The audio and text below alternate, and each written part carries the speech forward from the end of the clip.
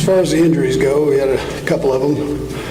So Xavier Worthy hurt his shoulder right early in the game, and then Tranquil, Bolton, and Gelati, but they all finished, and they should be okay as we go forward. I'd like to thank the people of Brazil here and for Sao Paulo for the hospitality. We didn't give all those fans that showed up the best show. We can learn from this as we move forward, which we'll do. I've got to make sure I get my team in a better state there coming out with playing with more emotion. And we were a little flat that first half, and that cost us. There were some good things in there, but again, we've got to make sure we take care of business with that, and that's my responsibility. So I'll leave it at that. If you have any questions, go ahead and fire away. Sam, but any indication for Xavier Worthy about the series? We'll know tomorrow once we get back and do an MRI. So. What did you evaluate the passing game? Yeah, listen, I thought it was kind of a two halves passing game. I thought the first half we were off a bit, and then the second half it picked up a little bit. We had a few more explosives there, and got a little rhythm, better rhythm than what we had there. So we got to, again, I've got to make sure that we start faster in there. Thanks. Go ahead. Andy, to that point, you said the guys didn't have necessarily the emotion. Is there something that you noticed pretty early on, or do you think the Xavier injury had a role in that? Yeah, but listen, I expect more than that. I've got to make sure we come out with better emotion. And, you know, it's a nice big stage for us, and against a good football team. And they made a couple plays early, got things going, and we weren't able to do that. And I thought they did a better job in that area. So. Bye, you're good. Stand up. Andy, just related to the same question. What signs do you see then when you say that about feeling like they're flat? Anything in particular that you point to that? Yeah, listen, I'm on the sideline, so I expect there to be emotional support there. I also expect the players to fly around and do the things that I've seen us do. So it's my responsibility to get them in that frame of mind. Do that, whether you have an injury, a turnover, whatever it is. You know, you fight through that and you make yourself better, whatever situation that you're in. Second row. Coach, Ben has said a few times during the season that about compete for the second person. And it looks like in the first quarter you got some new pace, but in the second half you tried to revert to get it. How much work is he chasing things? Yeah, we normally like to mix and match, but we did take a few more shots today, completed a few, and we were off on a couple. But that's you keep firing in those situations and work through it. First row.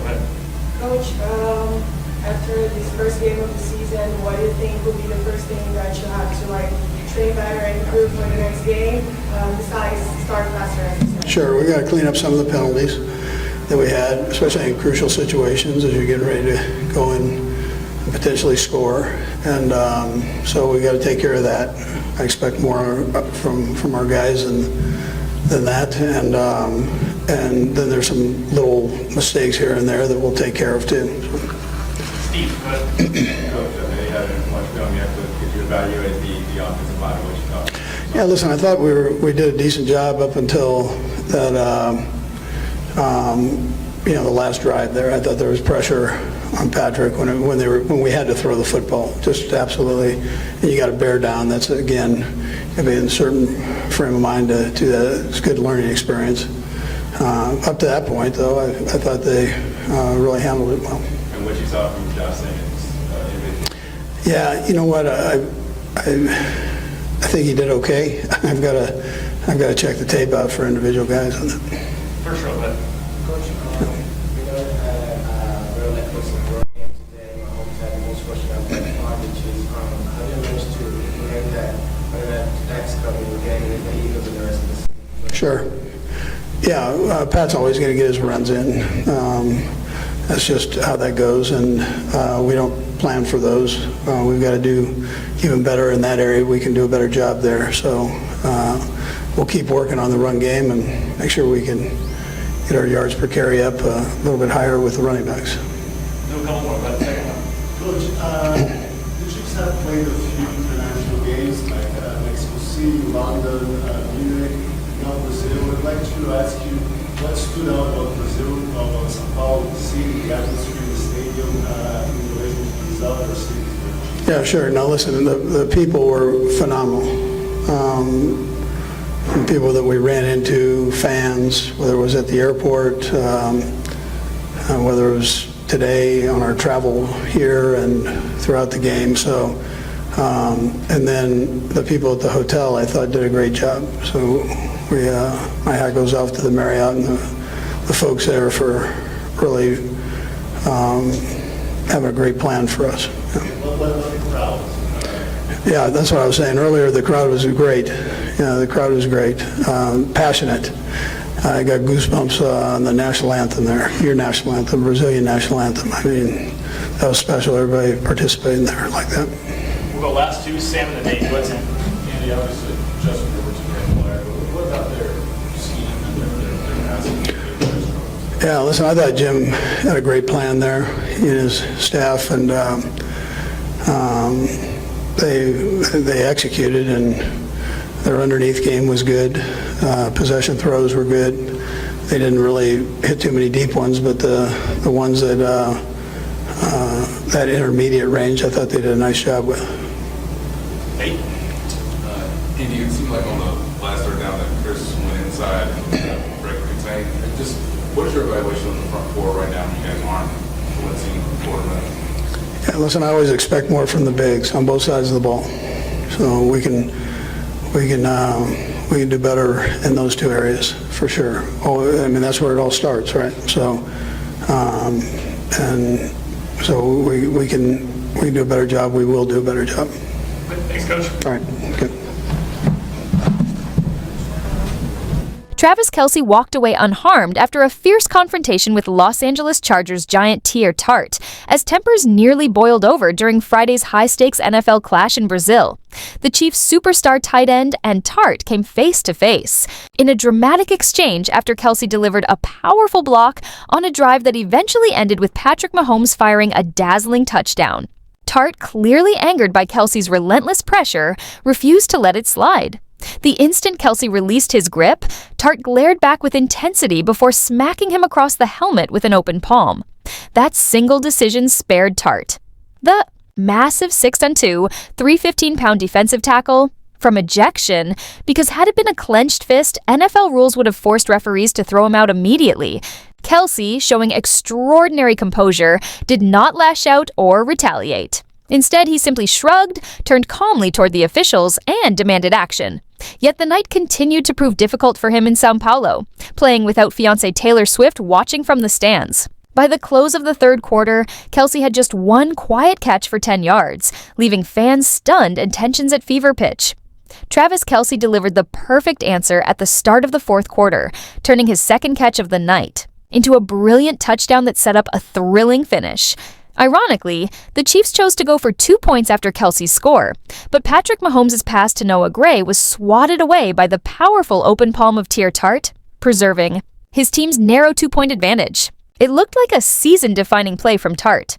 Yet, on the very next drive, Justin Herbert connected with Quentin Johnson for the receiver's second touchdown of the game, stretching the Chargers' lead to 2 scores with just over 5 minutes left on the clock. Kelce, meanwhile, has only managed 3 touchdowns in 2024, the second lowest total of his entire career, surpassed only by his rookie season when he recorded none in a single appearance. Already, he has 1 crucial touchdown this season. That moment came when Kelce hauled in a 37-yard strike from Mahomes with 12:04 left in the fourth quarter. Kansas City again went for 2 points to tie, but Mahomes' attempt to Noah Gray fell incomplete as Tart knocked it away. Earlier, Tart's open-handed slap to Kelce's face mask resulted in a costly 15-yard penalty. The Chargers moved ahead 20-18. Travis Kelce had 2 receptions for 47 yards, while Patrick Mahomes completed 20 of 31 passes for 194 yards. Mahomes also added 57 rushing yards and a touchdown on 6 carries. Los Angeles Chargers defensive lineman Tear Tart avoided ejection after striking Chiefs star tight end Kelce with what appeared to be a punch, but officials ruled it an open-handed hit. Rules analyst Terry McCauley explained during the broadcast that, according to NFL officiating and rules analyst Walt Anderson, the contact was open hand to the head, which is not considered a disqualifying action. McCauley emphasized that in this case, officials viewed it simply as an open-handed blow to the helmet, not a clenched fist, not a true punch, so no ejection was given. Instead, Tart was flagged for unnecessary roughness, and Los Angeles was penalized 15 yards. On the very next play, quarterback Patrick Mahomes scrambled in for a touchdown from the Chargers' 11-yard line, igniting the crowd. The NFL rulebook makes clear that players may be ejected for unnecessary roughness only if the action is deemed flagrant by the officials. The Kansas City Chiefs trimmed the Los Angeles Chargers' lead to just 2 points at Corinthians Arena. In São Paulo, Brazil on Friday night, when superstar quarterback Patrick Mahomes delivered a perfect 37-yard touchdown strike to tight end Travis Kelce. Mahomes' sensational throw came right after an unusual yet brilliant completion to veteran wide receiver Juju Smith-Schuster, a highlight-worthy play that had fans buzzing. Before hauling in the touchdown pass from Mahomes, Kelce had been off to a relatively quiet start against the Los Angeles defense, struggling to make his usual early impact. A video of Mahomes' connection with Kelce was quickly shared on Twitter by the Chiefs' official account during the game, sparking excitement across social media. However, Kansas City failed on the crucial 2-point conversion attempt following Kelce's touchdown grab, leaving Los Angeles clinging to a 2-score advantage deep into the fourth quarter. The Chiefs' receiving core remains relatively thin, with former Baltimore Ravens playmaker Hollywood Brown leading a group that also features Juju Smith-Schuster, speedy Tyquan Thornton, and backup tight end Noah Gray. In the 2025 NFL Draft, Kansas City selected Jalen Royals in the 4th round with hopes of developing him into an outside threat. But Royals missed Week 1 with knee tendinitis and did not make the trip to Brazil. To strengthen the roster after last season's struggles, GM Brett Veach made a bold trade for star wideout DeAndre Hopkins from the Arizona Cardinals.